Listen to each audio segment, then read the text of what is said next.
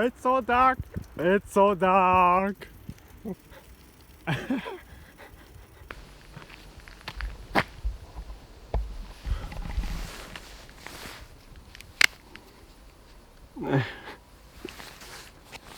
Hello guys. Outdoors today. I'm in the middle of a, not in the middle, but next to a forest, and here's also a field, quite open field. I moved from home to a darker area. Maybe like this. So I moved from home. It's about a bottle scale index of about 6 to 7. To here, and it's more about bottle scale of, yeah, let's say 5. And yeah, what can I say? For me, it looks like a 1 or 2. Yeah, not really, but a 3 at least. So it looks really, yeah, it looks really dark and no clouds, so many stars. So I will make a revision of M27 Dumble Nebula. So let's see, maybe some more objects. Okay, maybe like this. So let's go to the field. Yeah, it's so dark, no traffic light, or no street light. I can show you. It's dark. It's really, really dark. So there was an interruption again. So here's a city, as you can see, and this is Saturn. But I will try to capture M27 again to make a revision. Maybe Andromeda, but I'm not sure. Let's see. First priority is M27. So let's start. So over there, M27, there's a cloud. That's a quite big one. So I will try the other side.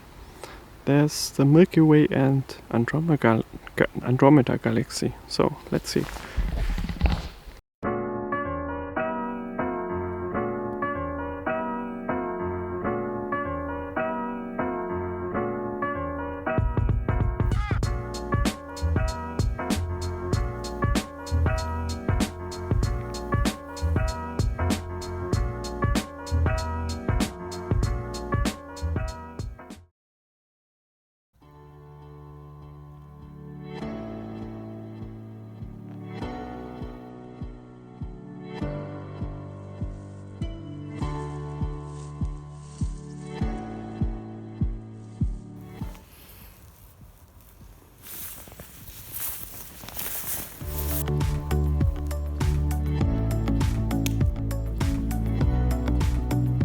Yeah, so actually the plan was to make a revision of M27 Dumble Nebula, and I wanted to compare my last images from M27 from my backyard in the city, light-polluted city, versus field or bottle scale area of around 5.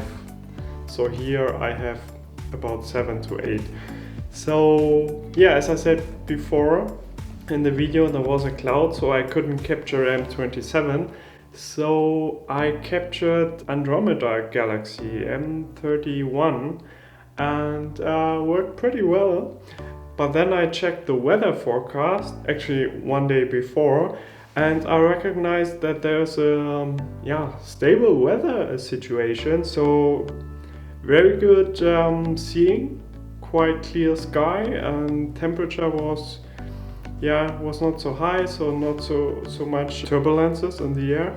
So what I did, I made a comparison between Andromeda imaging in the field, darker area, versus my backyard in the same night. So I used the stable weather condition and made the comparison. So actually it's a direct comparison, more or less. So the weather was stable, the seeing was of course different. Yeah, so, and of course I didn't change the settings, so I could make a comparison, direct comparison in the same night. So that's what I did, and yeah, here are my results. So in the past I didn't had any problem with condensation on my lens, but I was prepared, so I built long time ago. I built a lens heater like this one. You know this probably, most probably you have a USB cable here, you can insert it in your power bank or whatever. And then you have this lens heater. You can wrap around your lens, camera lens, or also a telescope. And yeah, it prevents condensation on your lens. And I will later show you how important it is and how your images can look like if you have no heater. So use a heater. Okay, so I bought this one, and I recognized it's actually too big for my lens, because I'm still using a kit lens, 15 to 45 millimeter kit lens, and it's not a telescope or a teleobjective or something, so it's quite small. So this is too big. And yeah, it's too big, and this cannot prevent condensation really good. It kind of works, but it's not really perfect. I can show you how it looks like if you have condensation on your lens.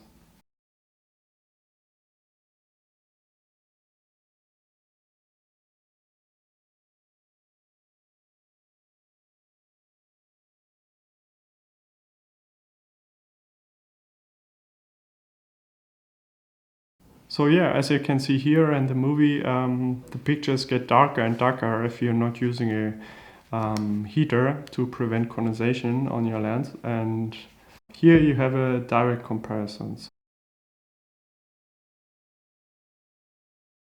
So always use a lens heater to prevent condensation. And then, after this footage, I bought a new one, and it's it's not so big. You can see, yeah, so this is the old one and this is the new one, and this one is really helpful, so it fits perfectly.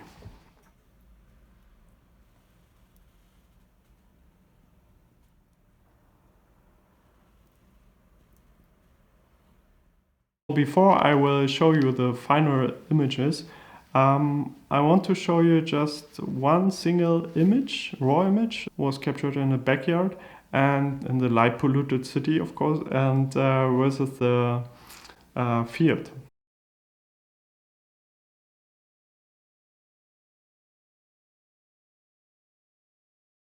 This picture was captured from my backyard. You can see the Pleiades and so on, and you also can see this kind of bulge, and you can see the light pollution, and it's a little bit yellow, if you wish. So, and here is the comparison. Here's a picture from the field. So bottle scale 7 to 8 in the city versus bottle scale in the field of around 5, I would say. So as you can see here, again, you have the Pleiades, and in total the picture looks much darker, and you have a higher contrast, as you can see. And you also can see other things here, for example, my lens heater. So as you can see here, in this case I used the lens heater, which was too big for this lens. And what you most probably also can see is M31 here.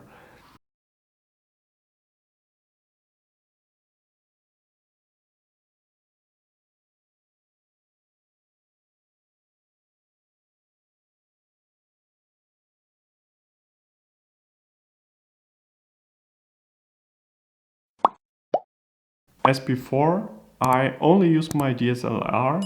I used no filter, so no light pollution filter. I used no star tracker, and I used a kit lens with 15 to 45 millimeters. And for these images, I used 15 millimeters and f was 3.5. Let's take a look at the final images. City, light polluted city versus darker area. BS means bottle scale. So the light polluted city has a higher bottle scale compared to a field, which was around a bottle scale of 5. As mentioned before, I used the same settings to have a direct comparison, and maybe most importantly, I captured all the pictures in the same night and during a stable weather condition. Ta-da! So here's the result, and no wonder, as you can see here in the field, so in the darker area versus light polluted city, you get much better details. I use the same camera settings, and I also use the same number of images for stacking. And as I said before, I took the image in the same night during quite stable weather conditions.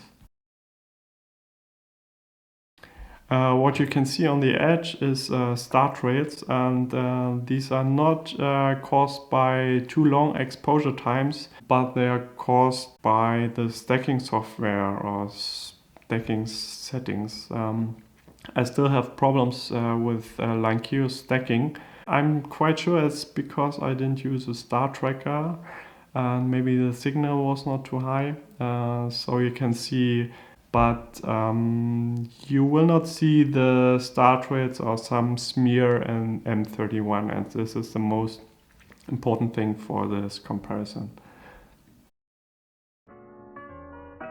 Yeah, I thank you for watching. I hope you had some fun watching this direct comparison, and yeah, all the best. See you next time. Clear skies.